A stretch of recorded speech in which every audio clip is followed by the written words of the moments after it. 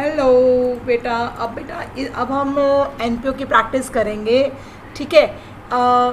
10 marks का एक chapter है। एनपीओ के जो भी इम्पॉर्टेंट पॉइंट्स हैं मैं आपके साथ डिस्कस करूँगी। एंड एनपीओ में किस तरीके के क्वेश्चंस आएंगे पेपर में वो क्वेश्चंस डिस्कस करेंगे। तो मैं अब जो अपनी ये क्रैश कोर्स की क्लासेस हैं उसके अंदर मैं एनपीओ स्टार्ट कर रही हूँ। एनपीओ का मतलब है नॉट फॉर प्रॉफिट ऑर्गेनाइजेशंस। मैं ज़्यादा डिटेल में नहीं जा रही हूँ। Why I am not going to in detail, क्योंकि मैं बुक में से तो ऑलरेडी आपके साथ वीडियो शेयर कर चुकी हूँ। अब जो एग्ज़ाम के पॉइंट ऑफ व्यू से इम्पॉर्टेंट है हम वो डिस्कस करेंगे। ठीक है। अच्छा, एनपीओ जो होता है नॉट फॉर प्रॉफिट ऑर्गेनाइजेशंस, ये ऐसी ऑर्गेनाइजेशंस हैं जो प्रॉफिट के लिए काम नहीं करती।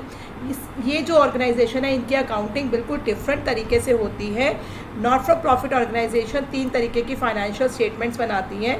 3 तरीके के फाइनेंशियल स्टेटमेंट्स का मतलब है at the end of the year 31 मार्च 2021 को उन्हें कौन सी 3 स्टेटमेंट्स बनानी ज़रूरी हैं। रिसिप्ट पहली बनाते हैं वो रिसिप्ट्स एंड पेमेंट अकाउंट, दूसरी बनाते हैं इनकम एंड एक्सपेंडिचर अकाउंट, तीसरी बनाते हैं बैलेंस शीट। ठीक है। तो जो नॉट फॉर प्रॉफिट ऑर्गेनाइजेशंस हैं ऐसी ऑर्गेनाइजेशंस लाइक ऐसे एग्जांपल ले लेते हैं स्कूल्स, डिस्पेंसरीज, स्पोर्ट्स क्लब्स, ये सब क्या है नॉट फॉर प्रॉफिट ऑर्गेनाइजेशंस हैं। ठीक है। इनका काम प्रॉफिट कमाना नहीं है बट ये सोसाइटी के लिए काम करते हैं, सोसाइटी के लिए काम करते हैं, सोशल वेलफेयर के लिए काम करते हैं।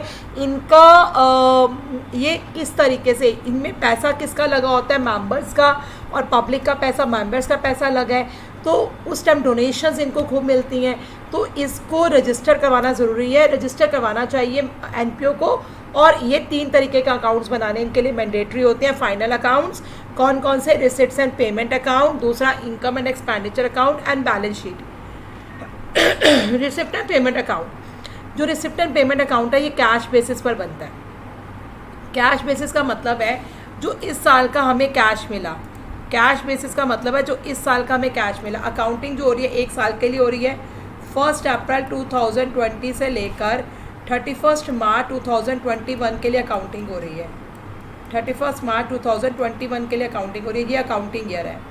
अब ये जो रिसिप्ट्स एंड पेमेंट अकाउंट है ये कैश बेसिस पर बनता है। कैश बेसिस पर बनता है मतलब आपको जितना भी कैश मिला वो किसी भी अकाउंटिंग ईयर से रिलेटेड है। पिछले साल का कुछ पेंडिंग पैसा था इस साल मिल गया, आने वाले साल का कुछ पैसा आपको इसी साल मिल गया, या पिछले साल का जो कुछ पैसा आपने नहीं दिया था इस साल पे कर दिया।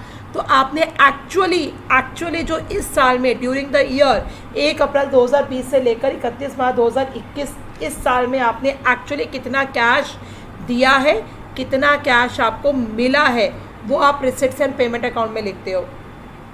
अब इसके अंदर चाहे वो एक्सपेंसेस किसी भी तरीके का हो, इस साल में आपने किसी भी तरीके का एक्सपेंसेस किया हो, चाहे वो कैपिटल एक्सपेंडिचर है, चाहे वो रिवेन्यू एक्सपेंडिचर है, आपको किसी भी तरीके का पैसा मिला हो, चाहे वो कैपिटल रिसिप्ट्स था, चाहे वो रिवेन्यू रिसिप्ट्स था, सब आप रिकॉर्ड करोगे।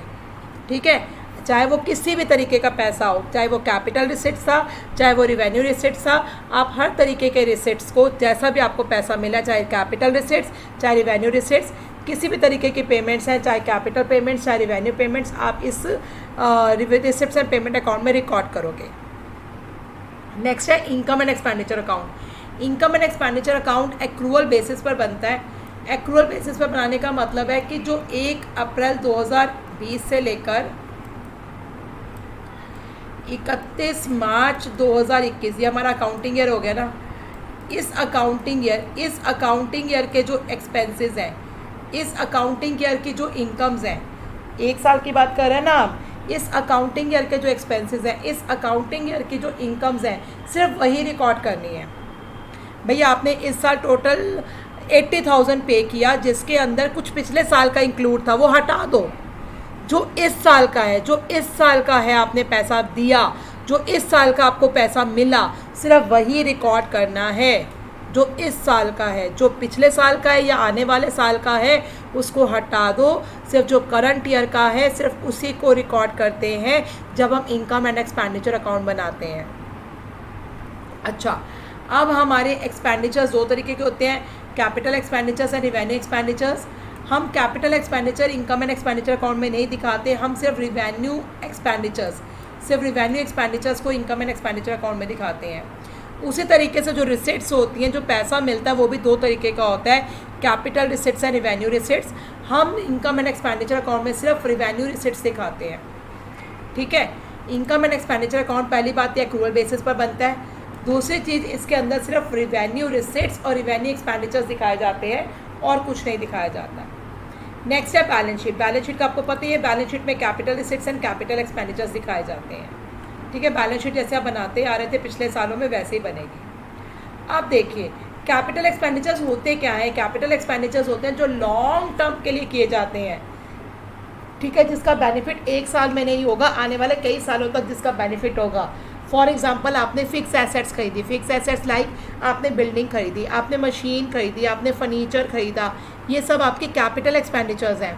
आपने इन्वेस्टमेंट्स खरीदी, आपने इन्वेस्टमेंट्स करी है, किसी कंपनी के शेयर्स खरीद लिए, बॉन्ड्स खरीद लिए, गवर्नमेंट सिक्योरिटीज़ खरीद ली, कुछ भी इन्वेस्टमेंट्स कर दी जिस पे आपको इंटरेस्ट मिलना है, लॉन्ग टर्म पर्पस से किया, ये आपके कैपिटल एक्सपेंडिचर्स हैं। आपने बुक्स खरीदी, बुक्स जो खरीदते हैं एक बार के लिए नहीं खरीदते, वो लॉन्ग टर्म के लिए रहती हैं बुक्स, तो बुक्स खरीदी कैपिटल एक्सपेंडिचर।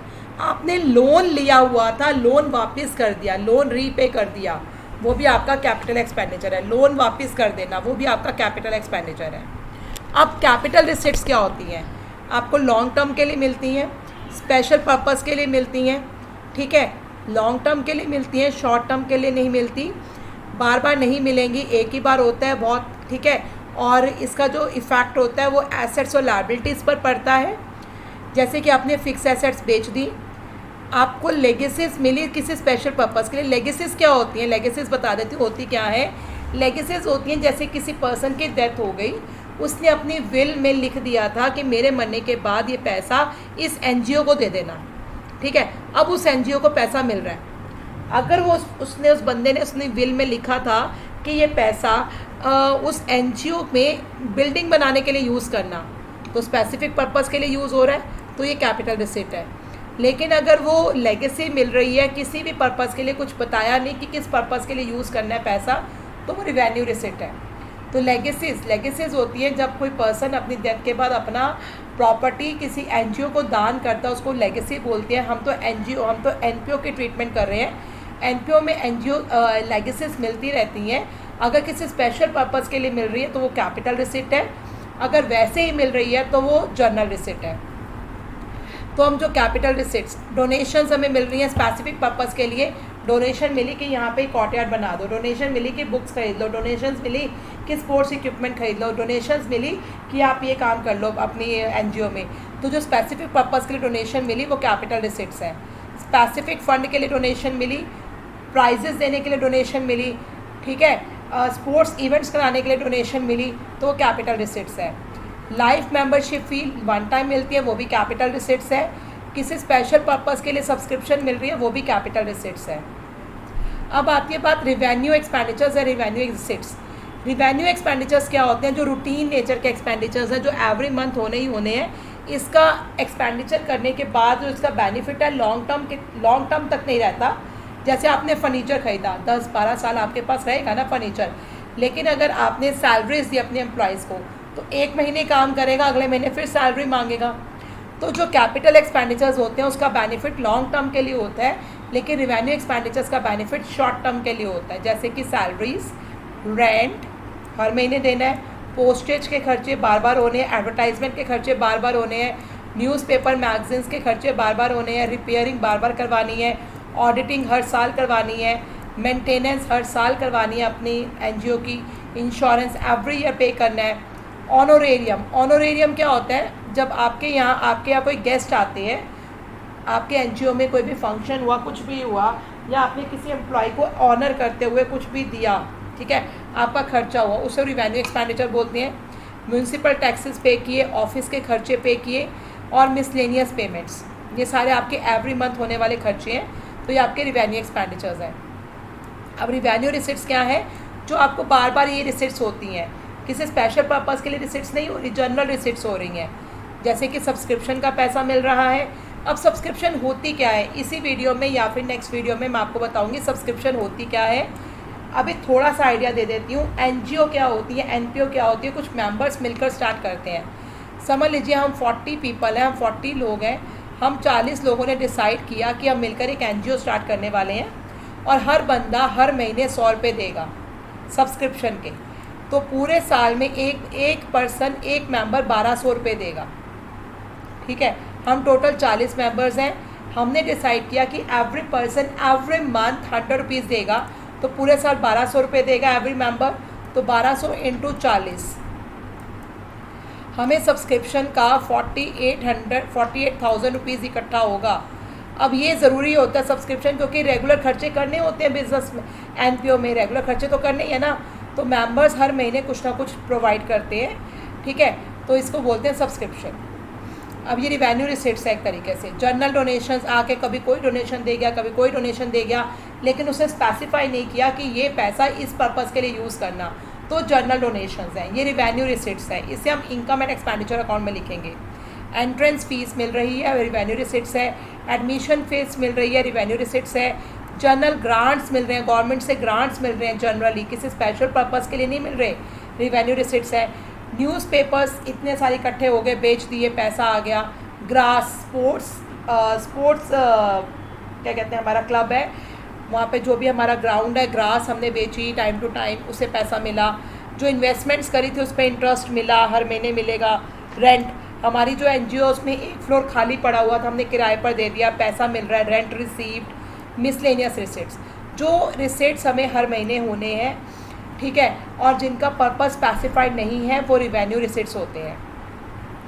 अच्छा, आपके पेपर में जो इस टर्म में, टर्म 2 में आपका 10 नंबर का चैप्टर आएगा, जिसके अंदर 2 मार्क्स का एक क्वेश्चन होगा, एक 3 मार्क्स का क्वेश्चन होगा, एक 5 मार्क्स का क्वेश्चन होगा। तो इस चैप्टर में से तीन क्वेश्चन आने के चांसेस हैं, 2 मार्क का, 3 मार्क का, 5 मार्क का। जो 2 और 3 मार्क के क्वेश्चंस होंगे वो ये तीन सिचुएशंस हैं, इन तीनों सिचुएशन में से बेस्ड होंगे। जो 2 और 3 मार्क्स का क्वेश्चन होगा, या तो fund based accounting, cost of material consumed and subscription, ये 3 टॉपिक्स हैं। इन 3 टॉपिक्स में से ही क्वेश्चन आएंगे, 2 नंबर वाला और एक 3 नंबर वाला। Fund based accounting, cost of material consumed and subscription. ठीक है, 2 नंबर वाला क्वेश्चन एंड 3 नंबर वाला क्वेश्चन, इन तीनों में से ही आएगा, फंड बेस्ड अकाउंटिंग में, कॉस्ट ऑफ मटेरियल कंज्यूम में, सब्सक्रिप्शन में। जो 3 मार्क्स का क्वेश्चन होगा ना, उसमें चॉइस आएगी। 2 नंबर वाले क्वेश्चन में चॉइस नहीं आएगी, 3 नंबर वाले क्वेश्चन में चॉइस आएगी। एक 5 मार्क का क्वेश्चन आएगा, चॉइस के साथ नहीं आएगा, किसी के साथ ये कंपलसरी क्वेश्चन करना है। जैसे रिटायरमेंट वाला जब क्वेश्चन कहा था, रिटायरमेंट के साथ डिसोल्यूशन की चॉइस आएगी, लेकिन एनपीओ का जो 5 नंबर का क्वेश्चन होगा, इसके साथ चॉइस नहीं होगी। एनपीओ का 5 नंबर का क्वेश्चन कैसा होगा, आपको रिसिप्ट्स एंड पेमेंट अकाउंट दे रखा होगा, उसके साथ कुछ एडजस्टमेंट्स दे रखी होंगी। रिसिप्ट्स एंड पेमेंट अकाउंट दिया होगा, उसके साथ कुछ एडजस्टमेंट्स दी होंगी, और आपको बोला जाएगा इनकम एंड एक्सपेंडिचर अकाउंट बनाओ। 5 नंबर का क्वेश्चन कैसा आएगा, रिसिप्ट्स एंड पेमेंट अकाउंट दिया होगा, कुछ एडजस्टमेंट्स दी होंगी, आपको बोला जाएगा इनकम एंड एक्सपेंडिचर अकाउंट बनाओ।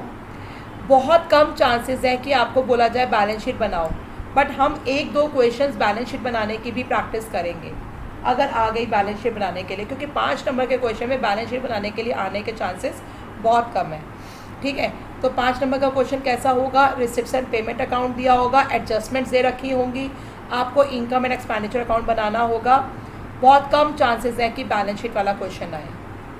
अब हमने सीखना है सब्सक्रिप्शन का ट्रीटमेंट। ये वीडियो 13 मिनट्स की हो गई है। सब्सक्रिप्शन जो है ये बहुत बहुत बहुत इम्पॉर्टेंट टॉपिक है। Now I will prepare a separate video for the subscription का ट्रीटमेंट। तो अभी वीडियो नंबर 1 इंट्रोडक्शन वीडियो दी है मैंने आपको।